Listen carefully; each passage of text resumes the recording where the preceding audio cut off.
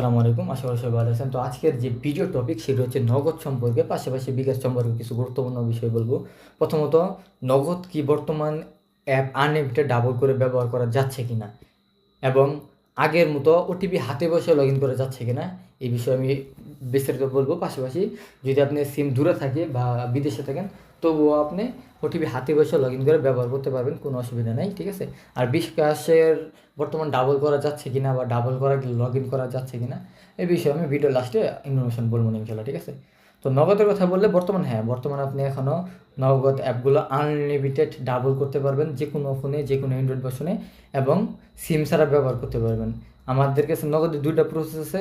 চাইলে আপনি সিম ফোনে ইনপুট করেও লগ ইন করে ব্যবহার করতে পারবেন, ইনপুট করে আবার আউটপুট করে লগ ইন করে ব্যবহার করতে পারবেন, এইভাবে নিতে পারেন। পাশাপাশি ওটিপি, সিম যদি দূরে থাকে ওটিপির হাতে বসে লগ ইন করতে পারবেন। ধরেন আপনি আছেন বিদেশে, সিম আছে বাংলাদেশে, তবুও আপনি বাংলাদেশ থেকে ওটিপি নিয়ে নগদ অ্যাকাউন্ট লগ ইন করতে পারবেন, এবং আনলিমিটেড ডাবল করাগুলোতেও পারবেন, সিঙ্গেল অ্যাপও পারবেন, কোনো অসুবিধা নেই, ঠিক আছে। তো এখানে আমি একটা নগদ অ্যাপ লগ ইন করে দেখে দিই, তাহলে বুঝতে পারবেন, ঠিক আছে। তো এখানে আমি আমার একটা নাম্বার দিই,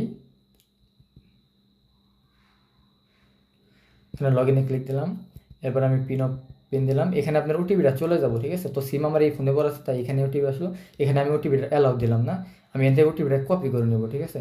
তো আপনারাও যেটা করবেন, আপনাদের যে সিম যেখানে আছে সেখানে যে ওটিপি যাবো, সেখান থেকে ওটিপিটা কপি করে নেবেন। কপি করে হোয়াটসঅ্যাপে, ইমোতে, মেসেঞ্জারে যেভাবে সুবিধা হয় সেইভাবে আপনার ওটিপিটা কপি করে আপনার ফোনের ভিতর নেবেন। নিয়ে আমি যেভাবে কপি করলাম এইভাবে পুরো ওটিপিটা এইভাবে কপি করবেন। আপনার ধরুন মেসেঞ্জার ওটিপিটা পাঠালো বা হোয়াটসঅ্যাপ পাঠালো, আপনি হোয়াটসঅ্যাপ থেকে কপি করে নেবেন। কপি করে আমি যেখানে পুরো ওটিপিটা বসালাম ওখানে আপনি পেস্ট করে বসাবেন। বসার পরে ইজিলি আপনার ওটিপিটা হাতে বসে লগ ইন করে আর কি ব্যবহার করতে পারবেন, ঠিক আছে। আর আগে যেমন একদম কিবোর্ড বাড়ি করে ডাইরেক্ট কিবোর্ডে শুধু শুধু ওটিপি, মানে ওটিপির ফুল SMS না, শুধু ওটিপি বসে লগ ইন করার সিস্টেম ছিল।